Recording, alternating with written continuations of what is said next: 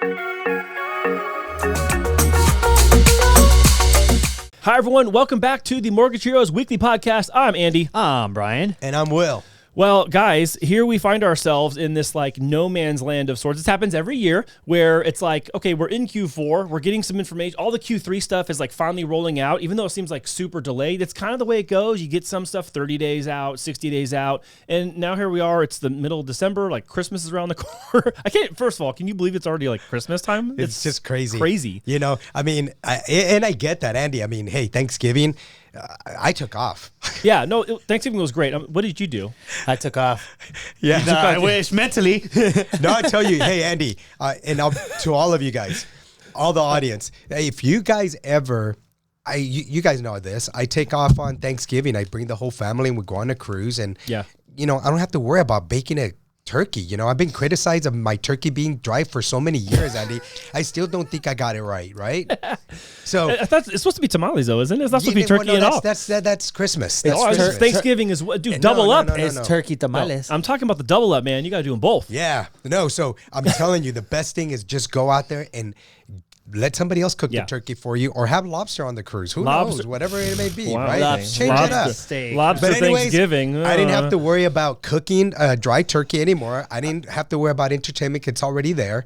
And I didn't have to wash the dishes. Like, it was all good. Part of me, you guys, and I didn't tell you this before, I was like, part of me was like, I'm just going to do a solo show. And I was like, no, never mind. I'm going to wait till the guys get back. It's more interesting. I don't want to be myself just sitting in Brian's chair, looking at the camera, talking to nobody. I was like, I'm not going to do that. So, but hey, should have just been all of us. Happy belated Thanksgiving to all of you, you know, and I hope you guys had a great time with family.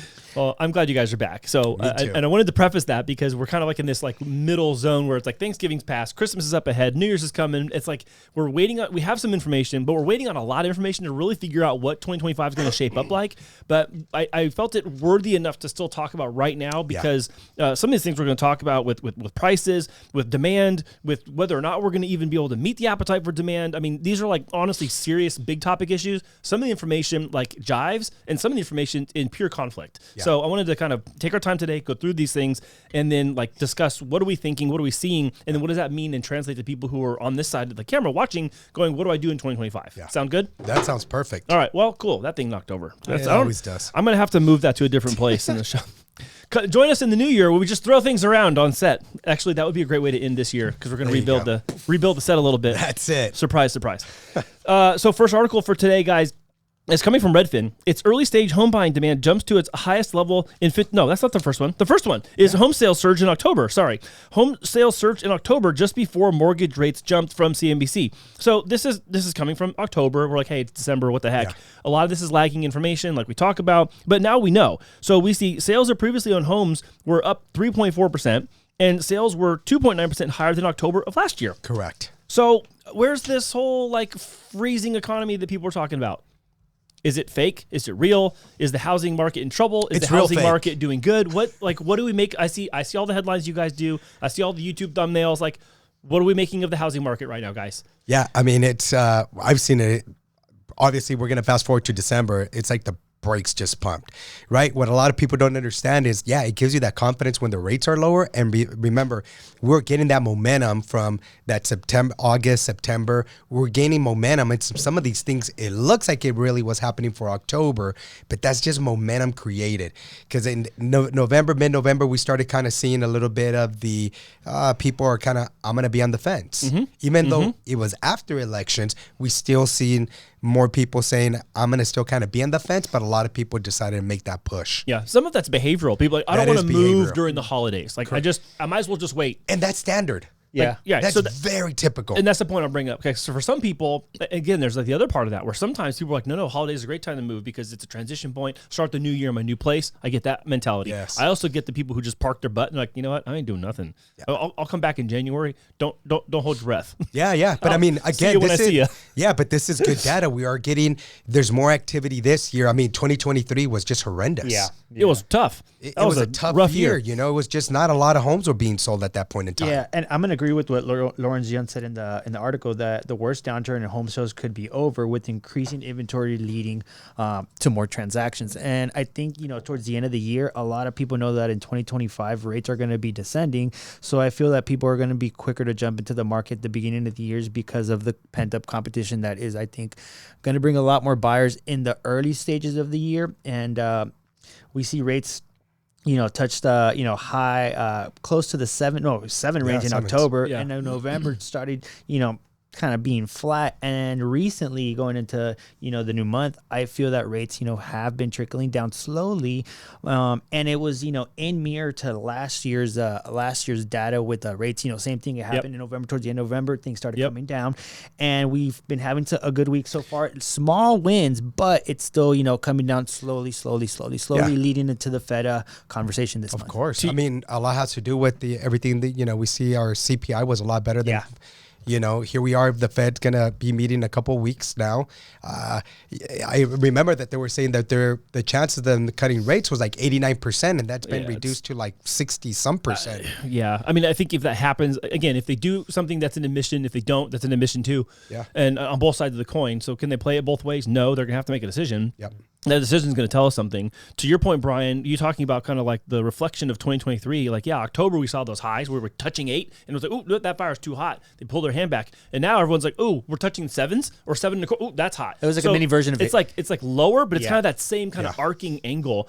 What I'm interested in to see it happens is for people who are still waiting, because we kind of have like this inventory conversation, right? So home sales surge, but they're referencing that there are 1.37 million units for sale at the end of October, which is an increase of 19% from the previous year. So, but in the next sentence, they say tight supply continues to put upward pressure on prices. So on one hand, we have way more inventory than we did last year. Yeah. And literally in the next breath, it's like, oh, it's still tight supply. But I think it goes to what you've been saying before. We're just going back to regular levels of lost inventory where it's like now compared, we're still way below. So my question for you guys, this is the I'm laying out the case for you to stand on and tell me what you think. Okay, so we have inventory that's 19% up October versus October, and they're still saying that we have tight supply and we have decreasing rates. What's going to win out in the end of the year? Is it going to be that people buy because the rate is lower, or they buy because they see prices going up still? I think they're buying because prices of homes are going up. I mean, we already saw people buying with the higher interest rates. It's just an affordability issue. But as we see more supply going on there, it's going to get more people to say this is the time now to start buying. Okay. Even though consumer confidence is, if you're asking right now, is this a good time to buy? It's likelihood there's 80% are going to say this is not a good time, right? But we've had that happen back in past, like I think I want to say it was like in the 70s where consumer confidence was like 90-some% said it's not a good time, but people were still buying. I think we're going to still see that. People just saying, I know history. We've seen with the last year, 2 years of all those bidding wars when we had a lack of supply. If we go back to that, well, then it just becomes a seller's market once again, right? Yep. Right now, it's becoming a little more of a buyer's market because we do have the tendency of having a little more supply, which we have like the last I checked was like 712,000 homes available. Yeah, it's more months of supply than it was the previous year. And that's what was driving the question for me is because you have all these things moving and they're kind of contrary, right? I mean, they kind of support one another and then also kind of contrary on the other hand. Yeah. So it's like, if you're saying there's a lot more supply, well, shouldn't prices go down? They didn't, right? So we have a lot more supply and prices held in most cases or are still going up in certain areas. Yeah. And then you also have rates that are lower than last year, but they're still not the lows of like 21 and 22 where affordability was, let's say, rampant. And so I'm just wondering which is going to be the lever that like catapults people into doing something. I feel like it's going to be the rates because I feel rates will drop quicker than prices and that'll alleviate more people to be able to that'll maybe support prices though. Yeah, exactly. But it still will bring more people to be able to afford more of the prices at lower interest, and therefore I think more people being able to afford at lower interest is going to eat up more inventory. Yeah. Mm-hmm. Mm-hmm. So one of the things that they said here is that they need, Lawrence Young was saying that they still need another 30% in inventory just to get back to pre-COVID conditions. So let's say you take 1.3 million, you add 30% to that. What's that? Another 130, 260, that's 390,000 more homes. That's a lot. Ain't going to happen. I don't know that's going to I don't know where that's going to come from. And that's it's never happened like that ever in history. So. That's a lot. Yeah. And if rates continue to drop, that is only going to get the inventory that is currently available. It is only going to go lower and lower and lower. Therefore, the prices are going to go up, up, up, or like you said, remain at that same level. Yeah. But I think rates is going to be the thing that psychologically gets people like, okay, we got to go now. And in the fives, when we saw that little small refi boom, everybody started kind of like, coming out of the woodworks. Like, okay, this has been the lowest in the last 2 years. We can maybe buy into the fours, but at least we could secure a 5 below 6% range. And I think that's going to be the lever for people to say, well, this is my turn. It's time to go. And if you recall, we did a podcast during that time, and we only saw that it was like only like 2 point some % of people, home buyers, buying during that time. That's when the rates were lower. That's why I kind of chose the other way. Having more homes is going to just get more people to get in there because they're going to have just more opportunities. And more choices. Yeah. More choices. So I think when people want something, they'll like go to family members like, hey, come on, co-sign with me, or they'll try to figure it out. They'll make it work. Exactly. Where the rates, I didn't think in particular that actually had that type of effect. I think I had more of an effect for people like, hey, I need to lower my payment is what it was, because this is an opportunity for me to do right now. So we saw more of that. I didn't necessarily see a lot more purchases like that, like a flood.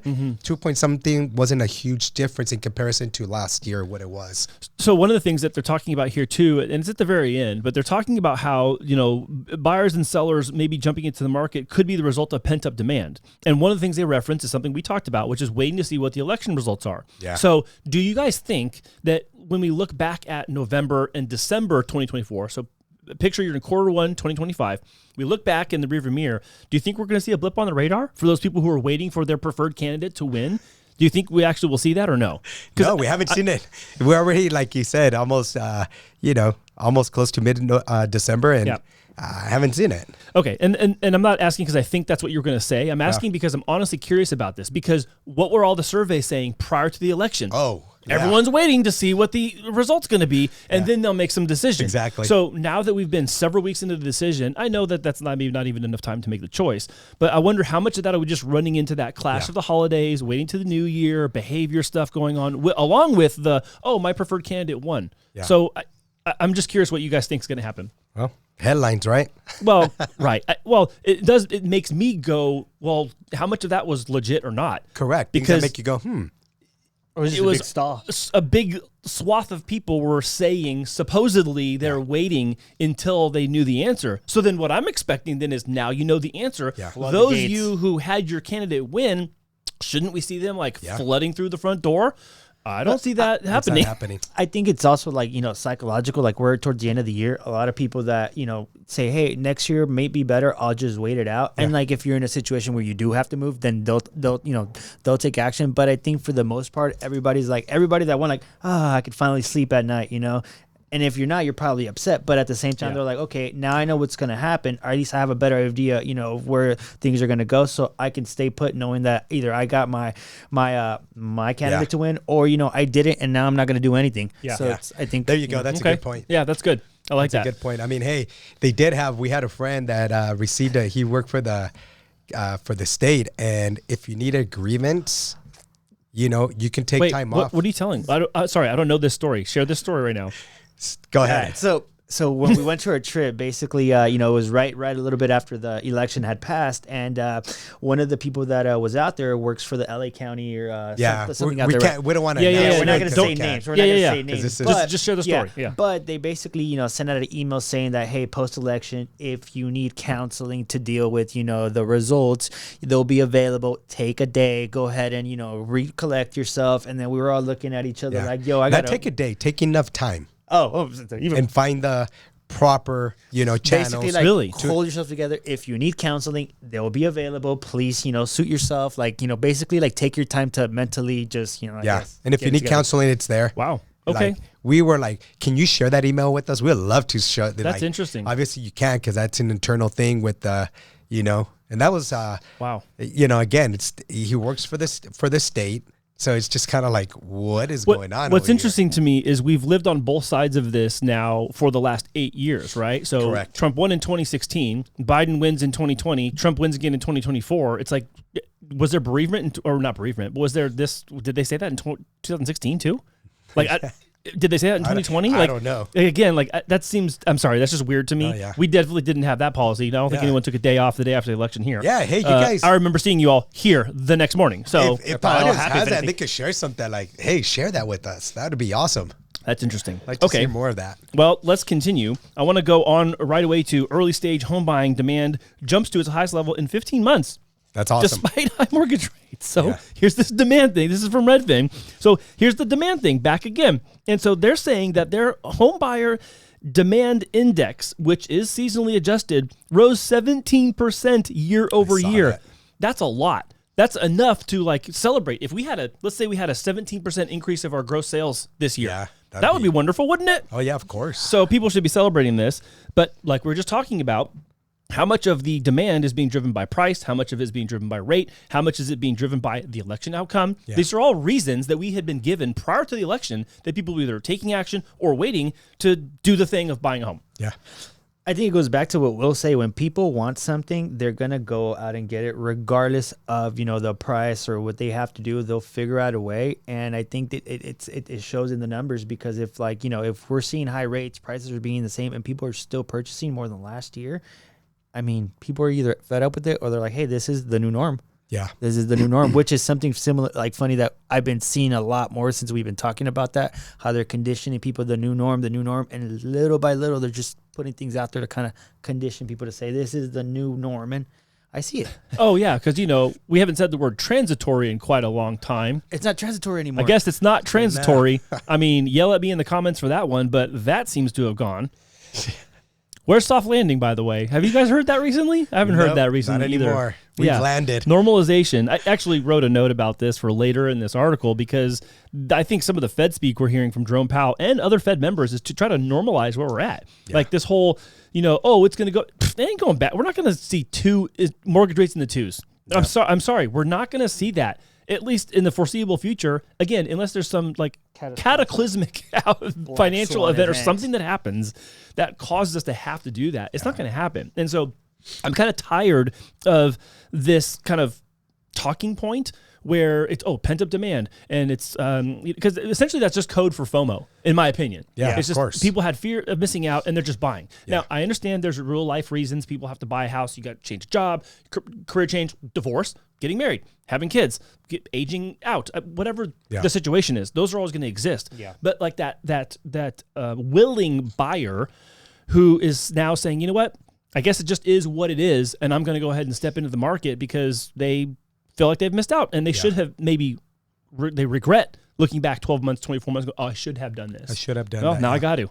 Exactly. Well, and that's not necessarily for everyone. Now that we're having a lot more homes available, it gives the people the opportunity to really look and see what they want, right? It's kind of like going to a dealership. If there's a lack of cars in there, they may just be like, do I really need that? Now they'll just be like, do I really need that? Start rationalizing. Can't be as picky. I may just wait, So I think that's what's happening a lot with people because we've been seeing a lot of people cancel on the home that they thought, so they put an offer in there. You know what? That's then a great point. Another one pops out. It's like, maybe I don't want that one. I think I like this. So they're seeing again that they have opportunities, and I think a lot more people are coming out. I would say I would agree with this because there is more homes available, and therefore it's triggering more people to get approved. Right? But that doesn't necessarily mean that their transactions are closing. I feel that, to go on to what you said, once they get approved, they're not shopping and buying the next following day, but they're entering the market to start seeing what's available. Correct. And I think as we're seeing this data, they're probably hearing it too. More inventory. There's going to be more houses coming up. And I think that also plays a part. Well, hey, I see what's out there right now. I like this one, but it's not like something that I'm like, for sure going to put all my eggs in that basket. Correct. So I'm like, maybe I could wait out a little bit longer. My situation isn't that bad. And I could still wait to see if there's going to be more inventory down the line. It looks like inventory is rising, so I think people are looking at it from like, hey, well, let's see if more comes out, and let's wait. Yeah. Well, you just saw we closed one in Pittsburgh. Yeah. $757,000, and she is self-employed, and the rate we locked her in was at 8.25 because it's self-employed. It was pretty much comes with the territory. It was like pretty much stated income, right? And they have these loans, and she didn't care. I want that house. Yeah. I'll put 20% down, no problem. We got it done. And by the way, Pittsburgh, if you guys know this, the transfer tax here in San Diego Yeah, say Here, that. it's like I've seen it. The highest is like $2,400, and you're like, usually whoa, the what the seller heck? actually will give a credit for that. In Pittsburgh, on a 757 was $37,600, $800. My jaw dropped when you told me that. Was that Monday? That was Tuesday. Yeah, Earlier. exactly. When you told me that, I was like, what? That's Yeah, like a so- whole bunch of property taxes for years here. So you come up with your Like two, maybe, 20% actually, three. down, right? That's 30. In addition, you have to come up with that. Those are your closing costs. You can't finance them in. That's crazy, Well, dude. that's on top of what you're paying still on closing costs. yeah, right? yeah, yeah. Correct. Closing cost, down payment, and transfer Yeah. taxes. Yeah. That's crazy. So you're talking about 38 with closing like another cost, all 5%. that, was That's like another 5% on 750? 58,000 in Yeah. just closing cost and taxes. And everything. Dude, that's crazy. So, okay, I so thought I'd share that. what are you guys telling people in this kind of environment right now where you're saying like, hey, look, rates are where they're at, prices where they're at, inventory, you may have more selection. I kind of hear you saying that without overtly saying it.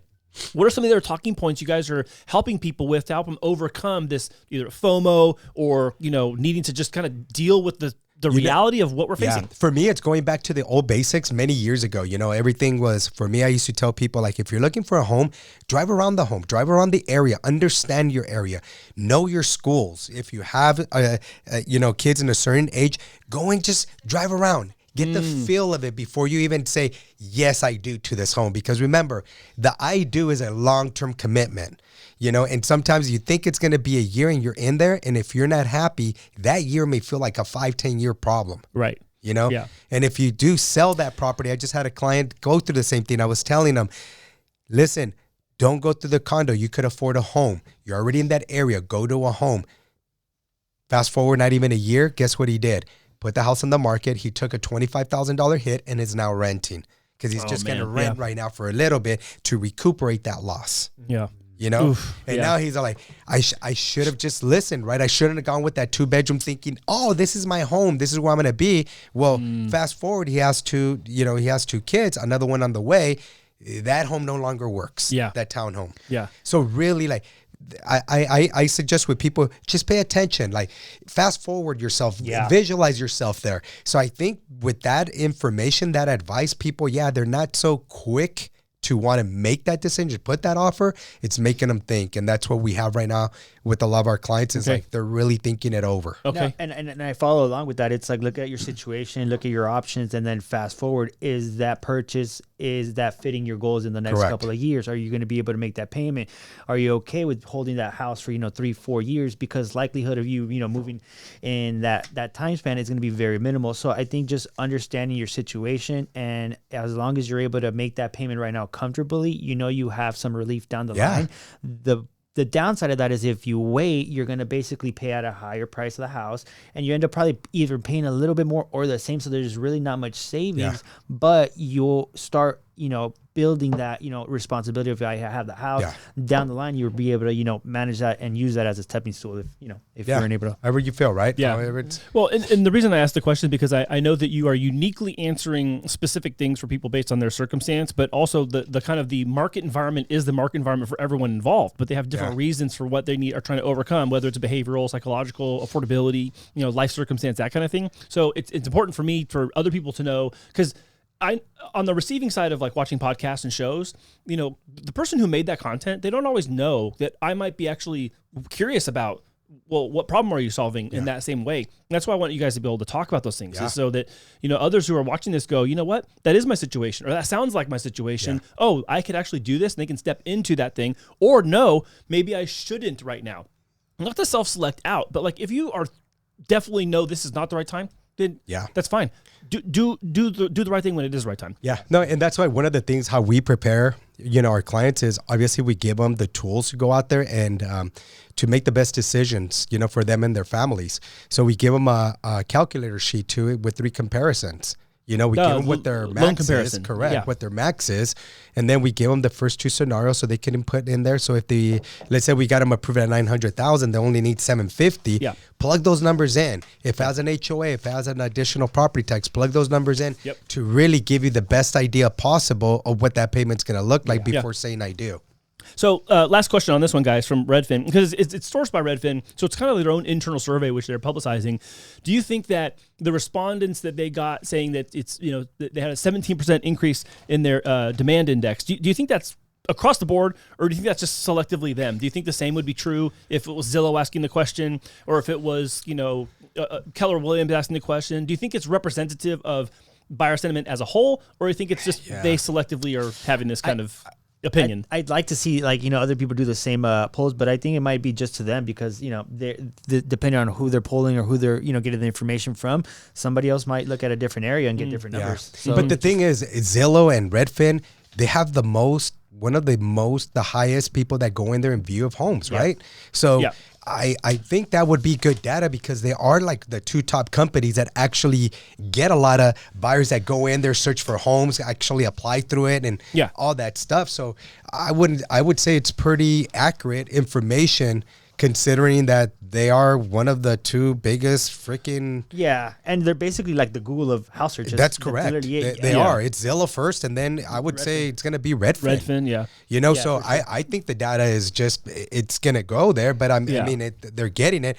But remember, the buying, people go there to search for homes.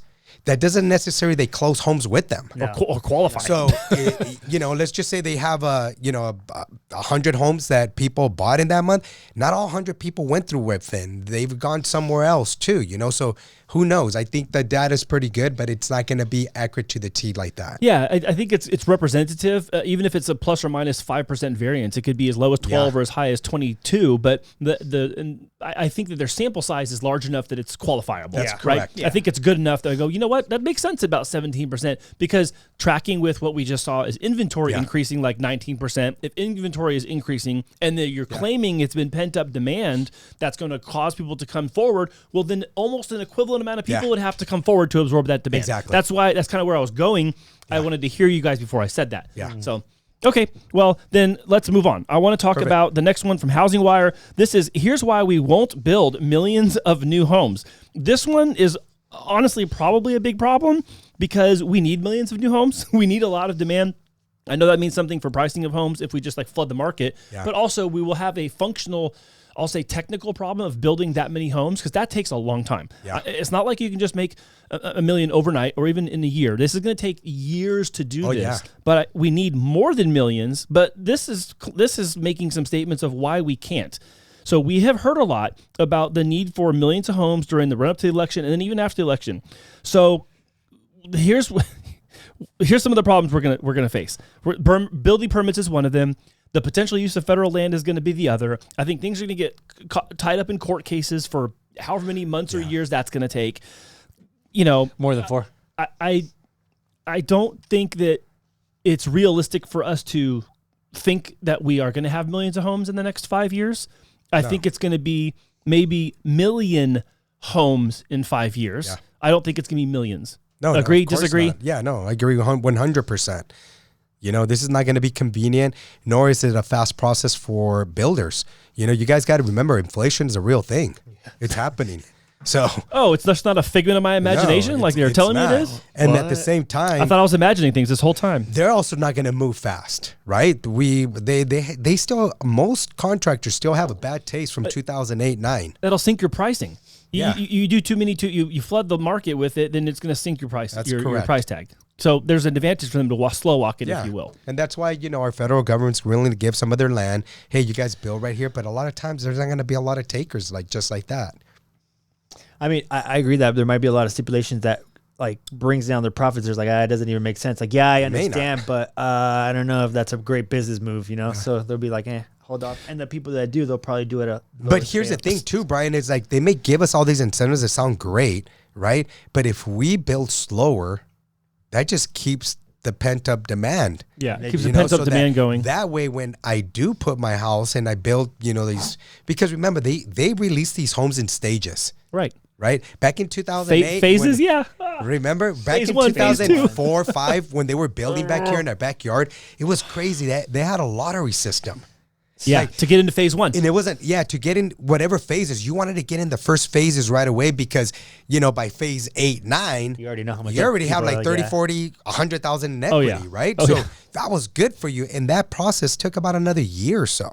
So by the time you bought in a year, you already have $80,000 to $100,000 in equity, right? So I would remember on Saturdays, I would go by the new builders. people would be there like if it was Black Friday. Yeah, a line out the door. It was a line. People just like going in there early, trying to save their spots just so they can put their name on something, roll that thing, and then pick their name, hopefully. Lottery.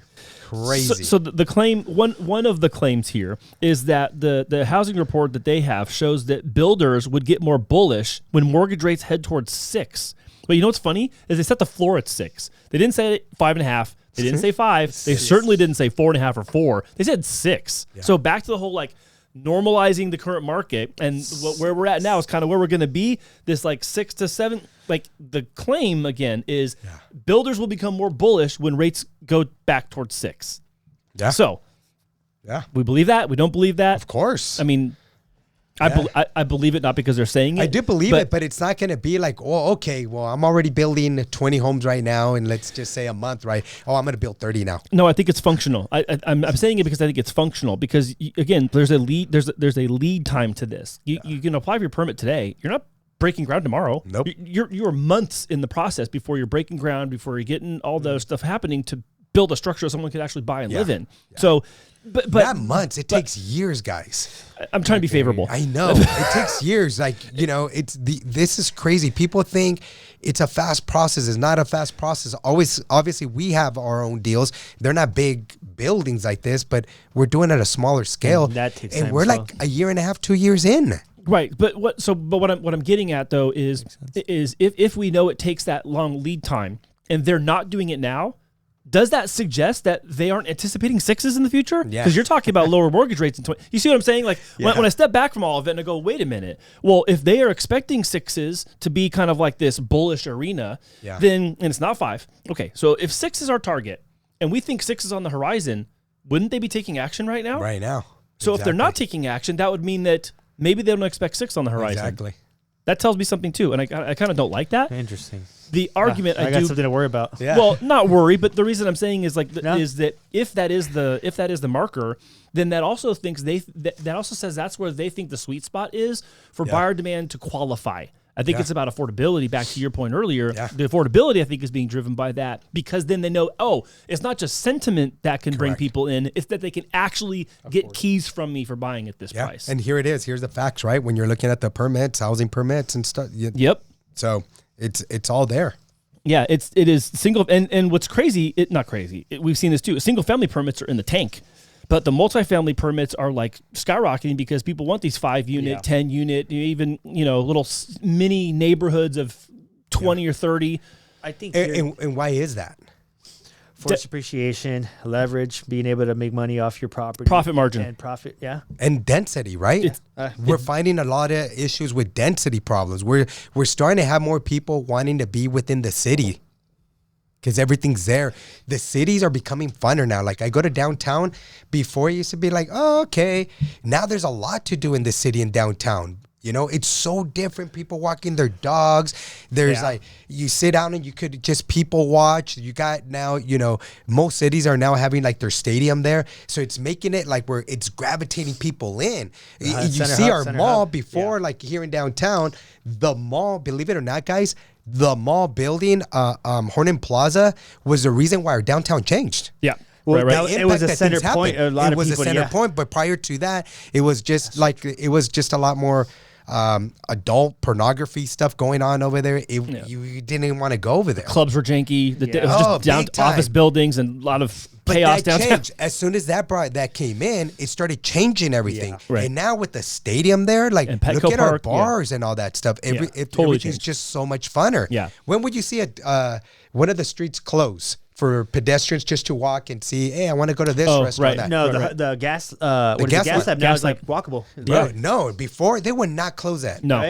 It was a thoroughfare. Now it's like an occasion. Like you can. It's always most of the time not closed. Yeah. So that's what I mean. That's why it's a lot of density now. People are trying to build within the downtown limits because they already know they're going to get a higher price. and it's going to cost them the same amount to build, whether it's there or further out. And I have a theory. I think part of the downtown affordability for people, I know the density conversation is one, because we had previously talked about the price per square foot going up. We talk about like home price total going up year over year, but then we see that they're building less square footage, less porch, less patio, less kind of that kind of thing. So our price per square foot has gone up, and I was like, hey guys, keep your eye on that. No matter whether it's single family, townhome, or condo, that's going to tell the story. My other theory that I have not told you is I think what they're banking on a little bit silently is that people will carry less travel expense than they would normally in a neighborhood, like a suburb, right? So if I live downtown, I don't have a car, or I don't need a car. Yeah. But that's $600, $700 a month I'm not spending on my vehicle that I can apply towards my debt to income ratio. Yeah. I think that's going to work for people because that's extra money they wouldn't have on paper to be able to apply towards a housing payment. Yeah. I feel that's why you see a lot of high rises with like ultimate like amenities, because you don't have to go too far to get whatever you got to get done. There's a haircut place down the street. The grocery store is right under, you got stores right there. The bar you could walk to, you don't have to drive like Andy said. So I think that's why you see a lot of downtown. They're popping up everywhere. Yeah, exactly. Not even walk down the street in the same building. They're probably even there now. Yeah. Oh, yeah. Like you'll see what I mean? like one building, 3 buildings next to each other, and they're all high rises. Like Yeah. And you guys already see COVID changed a lot. It changed the trajectory of how these builders are going to build too.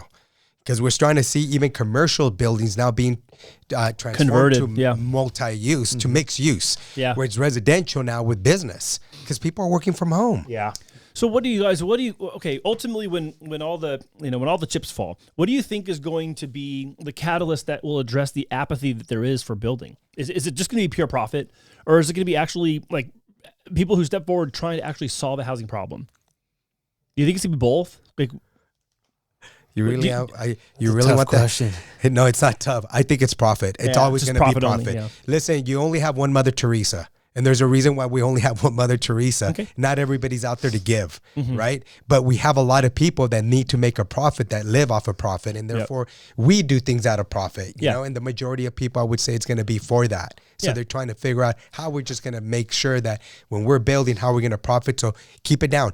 Let's not build so fast, so quickly. Like, it's just not going to be something that's going to happen. Yeah, I don't think it's necessarily a silly question. I was asking because I know that builders also do altruistic things. Like they do stuff in the community, and they're going to build parks, and they're going to include things like that. I understand that. I also understand they do a good handful of them are to have nonprofits and foundations, things like that. I get that part. At some point, though, the apathy has to go away. Because we don't solve the problem by resting on our laurels, sitting on our hands. Because so something has to give is kind of my point. And then the question is like, what is it? Yeah. Is it going to be someone sticking their neck out and going, you know what? I might take a lower margin, but there's enough margin for me to still justify doing it, and I'm going to go and do it, and the profit will be what it is. I understand that, but I don't see that happening. That's fair. That's why I'm asking. Since 2000, how many units were we behind? So I'm like, if they haven't picked up the slack, and we've gone through how many ups and downs since then, like. It shows that when the money's there, they'll show up to build. Yeah. Okay. So in order for the money to be there, we need looser policies. We need more land. We need more favorable prices. And you got to remember, guys, we have a lot of, it may sound like these builders are big time builders, but these builders are not as big as the corporate world type, Like there's a lot of local builders.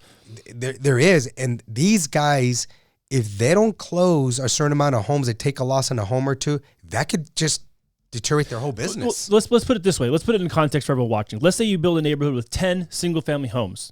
And let's say that in order to build that neighborhood, it costs you selling 8 of them just to clear your expenses. Yeah. And you only make profit on 2 of them.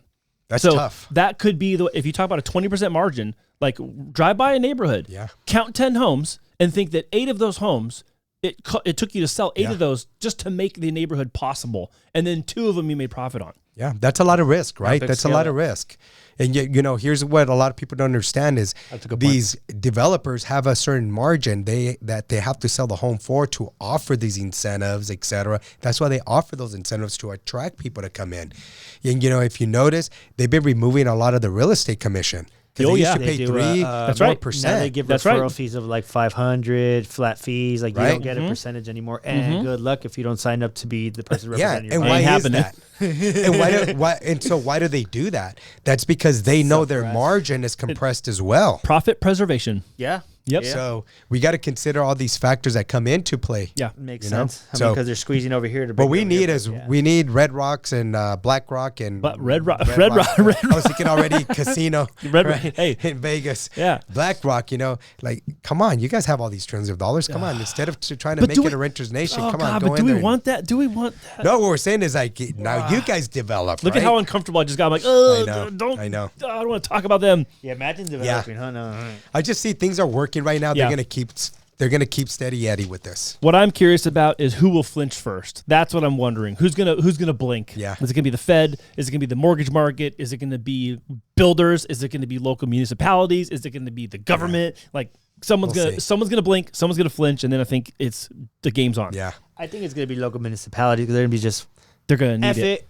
yeah. Like we need to do it. Like it doesn't matter, and then the government will be like, "Hey, well, what's going on over here?" And then I Yeah. think that'll They need to do it for tax revenue, Yeah. and if they don't do it to solve the housing problem, then people just leave. There you go. That's So what I then was they gonna get at. leave, I'm like, they're gonna and- have to start from the bottom up. Well, we'll see, because we're not getting a lot of people saying we're going back to San Diego, right? Well, that's When true. they But leave, we're that's not- my we that's don't my have a- point. That's my whole point of them leaving is if you can't solve their housing problem, they just Yeah. go somewhere else. Yeah, I mean, we've seen it already. We have people that drive here and live in Temecula, Murrieta, like Menifee. Like, why? Because they can live up there and they can drive down here. But we'll see now with the gas prices too, with this Well, new situation, which oh is my another God. conversation. But that's another 47 cents going to be added. So we'll see. Thanks, God, California. Come on, let's continue. Yeah, let's go. U.S. home price insights, guys. This is November 2024 from CoreLogic, our favorite nerd site. Yeah. I think Altos and CoreLogic are number one and number one.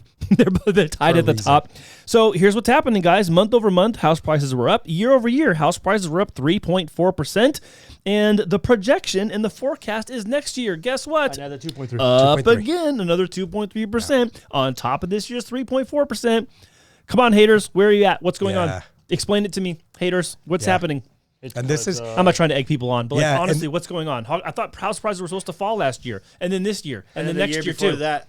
And you know, then every and year. here's what's important. You got to listen to the right people, the people that can really give you the data.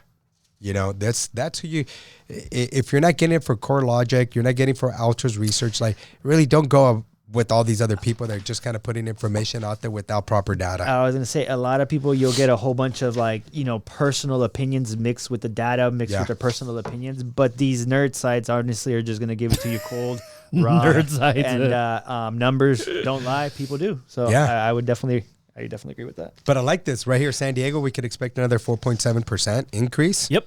A lot of people did leave to Miami. And Yeah, that place has Miami grown shot to the top as far as that, huh? I mean, even look at Chicago. 6.8. Yeah, so on your screen right now, you see the map of the top 10 metros change. You see Miami coming in at the first position at 6.8%. Chicago right there, neck and neck at 6.7%. And then you get Vegas and San Diego. San Diego's been like in the top 2 or top 3. And a lot of times second to like Phoenix or somewhere. But now that's changed. And that's slowed down. Interesting to me here is that we have Boston on the list. I don't know that we've seen Boston in a number 6 position in a long time or this high up. Yeah. So that to me is a little bit of a blip on the radar. And I'm going to say one thing negative like prior not to too this long is ago. only one state had a decline. Yeah. And so the national average of everything is still up for every state except for only one. Yeah. That's crazy. Yeah. I thought we would be done with this at this point. We've already gone through the Fed rate hikes. We've already gone through the highest mortgage rates of October 2023. That makes sense. No, so and on one hand, like out of one side of my mouth, I'm like, yeah, of course it makes sense because prices can still go up if the cost goes down, the rate. But then also it's like, dang, still people like that demand and that appetite is still there. I think that says something that we need to be cautiously aware of and optimistic about in 2025. Yeah, absolutely. I agree. So how long can San Diego stay in the top 10? Longer. Jesus. Yeah. I'm not even proud to say that, to be honest.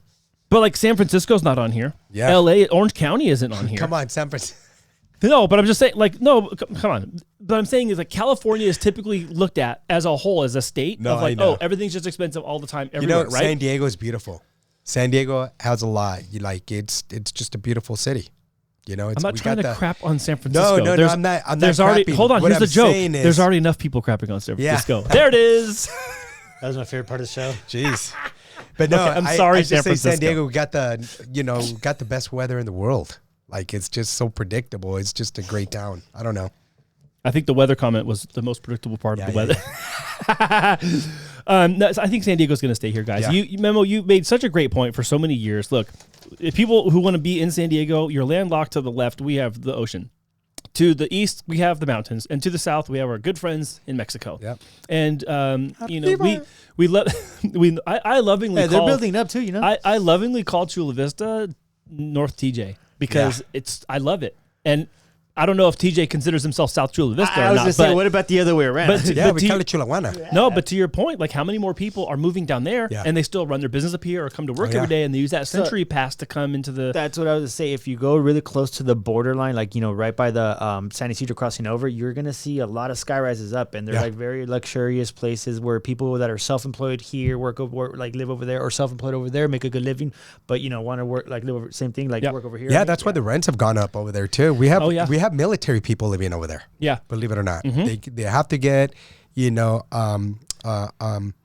have to allow to be over there. You have a special pass. Yeah, exactly. So we actually, we own 2 properties down there, and we were renting them for like literally under $1,000. And then now with the rents, we were able to, pretty much get it at $1,000. I was like, what? Like out here? Like, they're like, yeah, look around, like look at everybody around. And we were still like, no, that's too much. Like, oh shit. Now we're kind of, so things are changing.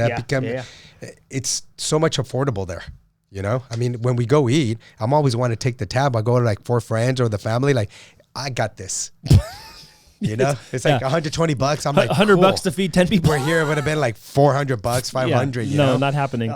So we should do a food price change chart. That'd be interesting.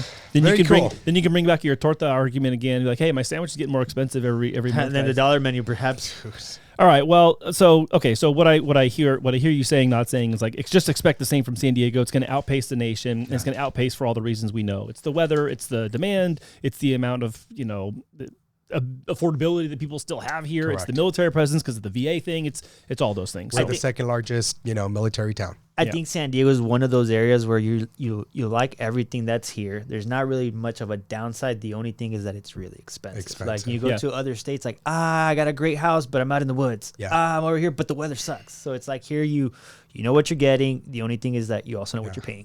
And again, and you get what you pay for. Yeah, exactly. And again, not that it's bragging rights or anything. Like I wish it was like 10 years ago where everything was affordable and I still lived in this city. It was great, right? Good for you though for buying 11 years ago now. That house you have now. Oh yeah. Good on you. That was 2013, right? Yeah. Good on you for buying then. You struck when the iron was hot, man, and look at it now. I should have dropped that in middle school and bought it. Yep. Okay, here we go with the whole middle school back in 2013. Yeah. It's not even my fault. I couldn't do anything about it. This fool's over here like, I still had a bottle. All right. Favorite part of the show today, Memo, go. Yeah, mine is just the builders. I get all enthusiastic when they say that they are going to build and our government's willing to give us some part of the land. Like it makes me feel good about that. That hopefully they put their eyes on that property and start building it up. We have been seeing a lot of stuff going up, so I'm happy. I want that. I want them to know that that's the problem right now is going to be the shortage amount of homes. So come on, builders, help us build. Let's go. Let's go in there. Let's go build stuff. I'm doing it at a smaller scale than these guys. Hey, when we leave the office at the end of the day, we'll just bring our hammers to wherever you're at, and we'll start hammering too. I'm Mexican certified. Oh man! All right, Brian, favorite part of the show? A lot more inventory, more contracts, more sales, and that in turn makes us happy, makes people happy because they're able to get into homes. So compared to past years, although we're still behind, we're making our way forward with more inventory. Awesome. Yeah. All right, mine's kind of a fusion mashup hybrid answer. It is that we have inventory increasing October versus October, and we have homebuyer sentiment increasing year over year. So the fact that they are really close in their number, 19% on inventory increase and 17% on demand interest, I think that's a nice correlation. It suggests to me that affordability notwithstanding, people who want to buy a home are ready to buy those homes. And any new inventory, since we're still 30% shy, any new inventory will also be met with more demand, which means we can help more people get into homes, more people who are selling those homes onto their next place, whether they're downsizing or upsizing, whatever that is. And then we'll be able to continue doing what we love doing, which is helping people achieve their lifelong goal of homeownership. So that to me is kind of like, it's all wound up in that like one summation. So I'm excited about that. I'm also optimistic about it for 2025. Let's go. We should have just kept in that 3 minutes, and that would have been it. Oh my God. Okay. Okay. So you're gonna say that you're gonna be like, oh, no, you had another meeting that could have been an email. You had another show that could have been a reel. Thanks a lot. Awesome. Yeah, that's awesome. Good. All right, guys. Thank you so much for joining me. Thank you all for watching. Remember to like the video, subscribe, send this to someone you know and love who wants to win in mortgage and real estate. We are going to continue doing the show through the holiday. We have some shows coming up for you. And then we're also going to have some new things in the brand new year, which we'll announce in January. Thank you for watching Friends of Mortgage Heroes. We haven't done that in a while. Yeah. Thanks for watching Mortgage Heroes. We're going to come back with Friends of Mortgage Heroes. So thank you so much for subscribing and supporting us. And we'll see you guys next week, right? Yes, that's sir. it. All right. We'll see ya. Thanks for watching. See ya. Bye, guys. See ya.